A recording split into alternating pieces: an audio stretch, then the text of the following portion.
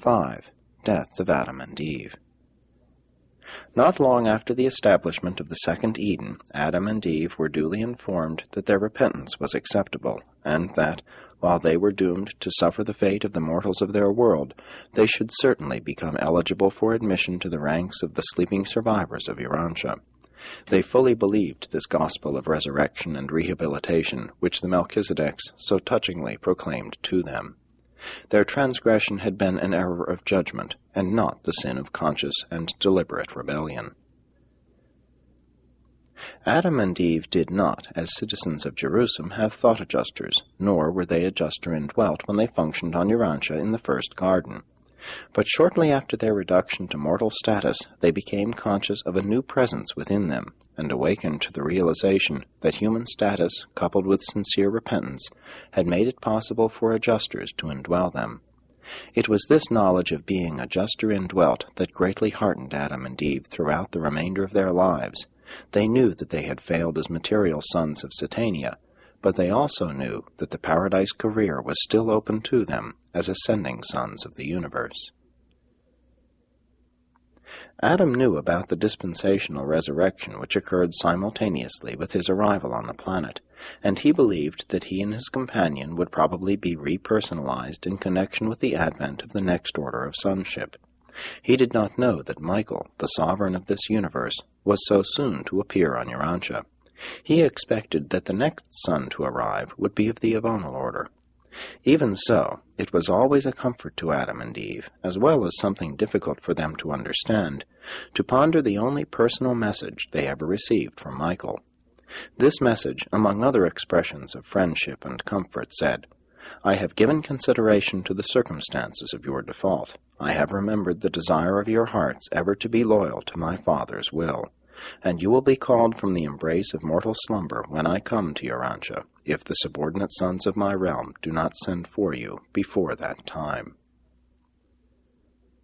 And this was a great mystery to Adam and Eve. They could comprehend the veiled promise of a possible special resurrection in this message, and such a possibility greatly cheered them, but they could not grasp the meaning of the intimation that they might rest until the time of a resurrection associated with Michael's personal appearance on Urantia. And so the Edenic pair always proclaimed that a Son of God would sometime come, and they communicated to their loved ones the belief, at least the longing hope, that the world of their blunders and sorrows might possibly be the realm whereon the ruler of this universe would elect to function as the paradise bestowal son. It seemed too good to be true, but Adam did entertain the thought that strife-torn Urantia might, after all, turn out to be the most fortunate world in the system of Satania, the envied planet of all Nebadon. Adam lived for 530 years. He died of what might be termed old age. His physical mechanism simply wore out. The process of disintegration gradually gained on the process of repair, and the inevitable end came. Eve had died 19 years previously of a weakened heart. They were both buried in the center of the temple of divine service, which had been built in accordance with their plans soon after the wall of the colony had been completed. And this was the origin of the practice of burying noted and pious men and women under the floors of the places of worship. The supermaterial government of Urantia, under the direction of the Melchizedeks, continued, but direct physical contact with the evolutionary races had been severed.